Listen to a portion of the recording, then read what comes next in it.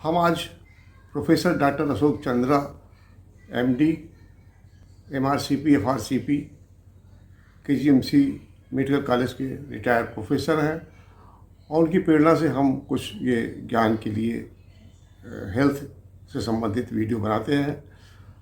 तो आज हम ब्लड प्रेशर पर एक वीडियो तैयार कर रहे हैं और उस पर डॉक्टर आशीष श्रीवास्तव जी एमडी जो 44 वर्ष का अनुभव है, जिनको केजीएमसी से पास हैं, और ये आपको कुछ ब्लड प्रेशर के बारे में जानकारी दें। सर, ये ब्लड प्रेशर जो है आजकल बहुत तेजी से बढ़ भी रहा है और बड़ी भ्रांतियां हैं लोग बीच में। इसके बारे में सर जरा बताइए थोड़ा सा। देखिए, अगर कोई मुझसे पूछे तो विश्व में इसमें सबसे ज़्यादा 2 या 3 बीमारियां सबसे ज़्यादा, डायबिटीज़ से भी ज़्यादा है वो ब्लड प्रेशर। इंडिया में तो ऑलमोस्ट 30 से 35% है, और इसके अलावा मोटापा और फैटी लिवर डिजीज सब बड़ी ज़्यादा हो गई। तो मैं ब्लड प्रेशर पे आज जाऊँगा। जी। पहली बात तो ये है कि ब्लड प्रेशर के बारे में बड़ी भ्रांति कि इसमें कोई लक्षण जरूर होना चाहिए। नहीं, ब्लड प्रेशर में लक्षण नहीं हो सकते हैं। अच्छा सर, हमारे सरकार साहब कहते थे asymptomaticity is the most common symptom of blood pressure. मतलब लक्षण ना होना ही लक्षण है। मतलब बीपी कैसे आएगा? आपके सर दर्द पे नहीं, आप बीपी न पाइए, ब्लड प्रेशर न पाइए, दोनों हाथों में न पाइए, 2-3 दिन न पाइए, तब आप कहिए आपको बीपी है या नहीं है। ये नहीं कि मेरे सर दर्द हो गया, मेरे चक्कर आ गया, मैं थोड़ा गिर गया, मेरे पसीना आ गया, ये सब कुछ नहीं। हाँ, ये सब हो सकता है बीपी में, लेकिन इनके एब्सेंस में बीपी नहीं है, ऐसा कुछ नहीं। ठीक, नंबर 1। नंबर 2, बीपी नाप लेना चाहिए, और बीपी को 2-3 बार नापना चाहिए। दूसरा होता है, कभी कभी लोग डॉक्टर के चैम्बर में जाते हैं तो बीपी थोड़ा सा हाई हो जाता है, वो वाइट कोट हाइपरटेंशन कहते हैं। ठीक है, तो वो भी एक ध्यान देना चाहिए। तो उनसे हम लोग कहते हैं घर पे आप देखिए, आजकल सबको बीपी मशीन अपने घर में रखनी चाहिए। छोटी मशीन रख लो, 2000 के नीचे आ रही है। हम तो कहते हैं शुगर मशीन रखनी चाहिए, जिनके शुगर है। एक ऑक्सीमीटर रखना चाहिए, टॉर्च तो रखना ही चाहिए। तो खैर ये सब तो अलग बात हो गई। आप बीपी 2-3 बार नापाइए। तो बीपी अगर हाई आया है तो बीपी 2 प्रकार के होते हैं, एक एसेंशियल या प्राइमरी हाइपरटेंशन, एक सेकेंडरी। एसेंशियल का मतलब है, उसका नाम दिया गया था, मतलब बगैर किसी कारण के, और सेकेंडरी का मतलब किसी कारण से। अब सेकेंडरी में जो सबसे कॉमन कारण होता है वो लेना चाहिए, वो किडनी की बीमारी। किडनी या किडनी की जो आर्टरीज होती हैं, रीनोवैस्कुलर, रीनल एंड रीनोवैस्कुलर हाइपरटेंशन, ये बड़ा कॉमन है। दूसरा एक होती है कोन सिंड्रोम होता है, मतलब आपके शरीर में उससे हो सकता है। तीसरा ऑब्स्ट्रक्टिव स्लीप एपनिया, जिसको रात में खर्राटे आते हैं, सांस रुक जाती है। उस ऐसे लोगों को जो मोटे होते हैं, रात में खर्राटे आते हैं, सांस रुक जाती, उनको भी बीपी बहुत हाई रहता है। तीसरा कारण हो गया। चौथा कौन सिंड्रोम तो हो गया, कुछ और भी हार्मोनल बीमारियां हैं, जैसे कुशिंग्स डिजीज और फियोक्रोमोसाइटोमा। अब ये थोड़ा एकेडमिक से बात हो गई। और इसके अलावा कभी कभी कुछ लोग पेन किलर वगैरह खा रहे होते हैं, तो अन्य कई सारे कारण होते हैं। बाकी प्रेगनेंसी में भी बीपी कभी कभी हाई हो जाता है। ठीक है, हो गया ना। बीपी 2 किस्म का होता है, एक सिस्टोलिक और एक डायस्टोलिक। सिस्टोलिक मतलब ऊपर वाला, डायस्टोलिक वाला मतलब नीचे वाला। ठीक, सिस्टोलिक का मतलब जिस समय हार्ट पंप कर रहा होता है पूरे फोर्स से पूरी शरीर को, उस समय जो ब्लड प्रेशर आया उसको सिस्टोलिक बोलते हैं। और जिस समय हार्ट आराम कर रहा होता है, डायस्टोलिक, हार्ट की मसल्स डायलिसिस के और हार्ट के अंदर लौटा हुआ खून अंदर जा रहा होता है, उस समय का ब्लड प्रेशर। तो सिस्टोलिक डायस्टोलिक समझ गए। किसी किसी को सिर्फ सिस्टोलिक हाई होता है, किसी किसी को सिर्फ डायस्टोलिक होता है, और ज़्यादातर लोगों को सिस्टोलिक और डायस्टोलिक दोनों हाई होता है। खैर ये तो फिर बाद में एकेडमिक डिस्कशन होगा।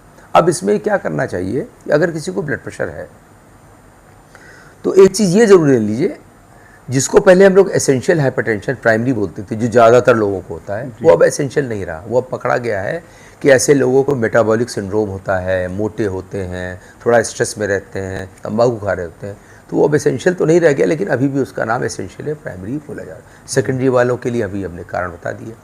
तो पहली बात तो ये है, अगर यंग एज में किसी को ब्लड प्रेशर है, कंपेरेटिवली यंग एज, वो यंग एज कुछ भी 12, 13, 14, 20 साल, 22 साल, 30 साल, 35 साल, तो उसमें हम कहेंगे कम से कम किडनी की बीमारी जरूर आप रूल आउट कर लीजिए। शुगर भी देख लीजिए, कोलेस्ट्रॉल भी, लेकिन किडनी की बीमारी रूल आउट करना जरूर बहुत ज़रूरी है, क्योंकि अगर आप किडनी की बीमारी मिस कर गए तो आगे चल के दिक्कत हो सकती है। दिक्कत हो सकती है। ठीक है, बाकी कौन सिंड्रोम है, एंडोक्रिनल डिसऑर्डर्स है, सब बाद में होगा।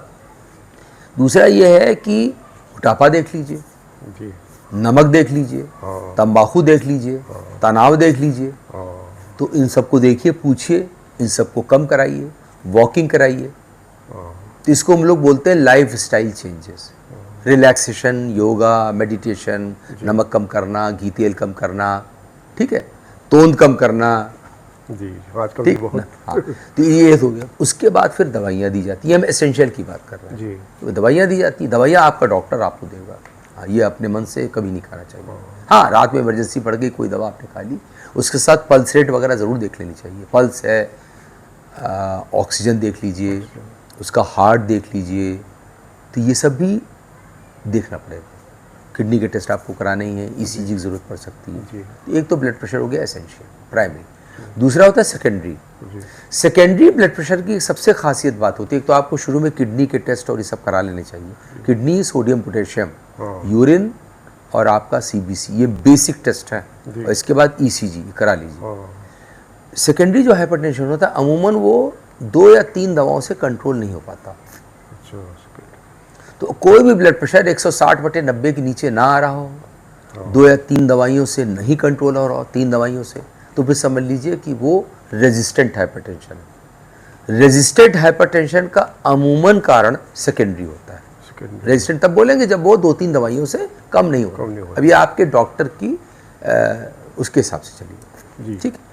तो सेकेंडरी हाइपरटेंशन देखने के लिए जो सबसे ख़राब बीमारी है वो kidney, renal and Reno vessel, मतलब किडनी और किडनी की जो वेसल्स हैं, स्टीनोसिस हो गई है, या उसके जहाँ से ब्लड किडनी पहुँचता है वहाँ कोई बैंड बना हुआ है, या किडनी की बीमारी है, बचपने में कोई ग्लोमेरुलोनेफ्रोपैथी थी, उसकी किडनी सिकुड़ गई है किडनी, तो ये सब आपको बीमारी रूल आउट करनी कैसे? Serum sodium potassium, creatinine, urea और पेशाब की जांच से। उसके बाद अल्ट्रासाउंड भी करा लीजिए किडनी को। तो ये तो आपको हर हालत में रूल आउट करनी है। मैं तो कहता हूँ किसी भी किडनी के केस में, ये मेरा अपना है कि एक आप सीबीसी एनीमिया जरूर देख लीजिए और शुगर जरूर देख लीजिए, इसके अलावा क्रिएटिनिन और सोडियम पोटेशियम जरूर देख लीजिए, क्योंकि किसी भी ब्लड प्रेशर के केस में ये सब होना चाहिए, चाहे वो एसेंशियल हो या प्राइमरी। ठीक है, समझ में आ गया।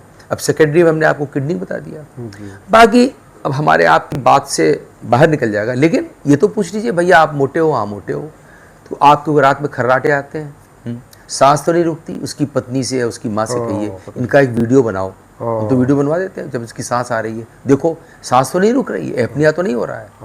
ये अच्छी बात है, ऑब्स्ट्रक्टिव स्लीप एपनिया। इसमें तो आप घर में पकड़ लीजिएगा, रात में कहते हैं अरे डॉक्टर साहब इतना खर्राटा आता, पूरा तख्ता हिल जाता है, बेड हिल जाता है, और इनकी तो सांस 10-10 सेकंड से ज़्यादा रुक जाती है, 10 सेकंड से ज़्यादा रुक रही है, तो एपनिया है हो रहा है आपको। ये सब चीज़ तो आप पूछ सकते हो। फिर आप पूछ लो पैरों में सूजन तो नहीं आ रही, चलने फिरने में सांस तो नहीं फूल रही, सीने में दर्द तो नहीं हो रहा, कभी मुंह पे जबान पे कोई लकवा जैसा तो नहीं आया, आँख की रोशनी कैसी है, तो बाकी चीज़ तो आप पूछ के पकड़ सकते हो।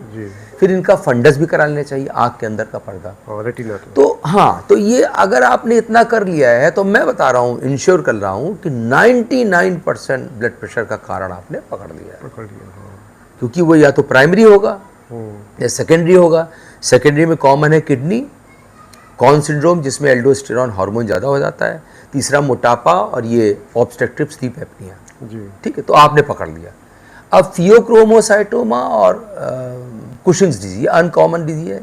कुशिंग्स एक होता है आइट्रोजेनिक कुशिंग, मतलब जो लोग बहुत ज़्यादा स्टीरॉयड खा के आते हैं, बेटनेसॉल है, प्रेडनिसोल, किसी कारण से खा रहा है, मान लीजिए वो अपनी दवा मतलब उनको ज़रूरत थी तभी खा रहा है, तो उसको स्टीरॉयड की वजह से भी ब्लड प्रेशर हाई हो जाता है, उसको कुशिंग से मतलब आइट्रोजेनिक कुशिंग कहते हैं। तो ये हमने ब्लड प्रेशर को आपको मोटा मोटा बता दिया।